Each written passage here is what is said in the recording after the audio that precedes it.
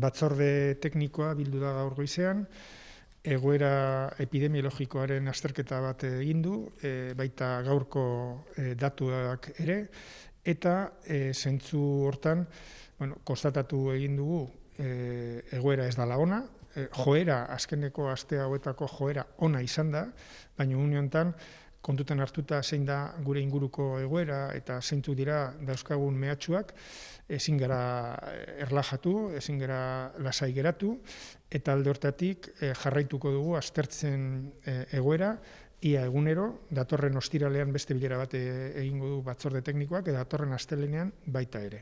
Eta horren arabera, egingo da diktamen bat labiren konsejoari bere iritzia emateko. Acaba de celebrarse la reunión de la Comisión Técnica del LABI.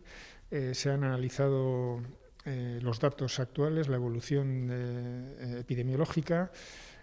También se ha analizado la situación creada tras la aparición de varios casos de la cepa mutada en el Reino Unido.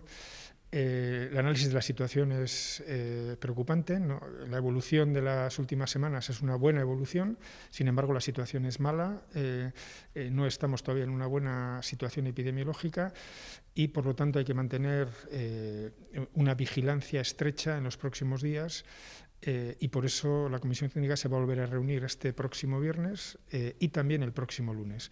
Todo ello de cara a ofrecer al Consejo Asesor del LABI su dictamen con respecto a las medidas que haya de adoptarse en los próximos días.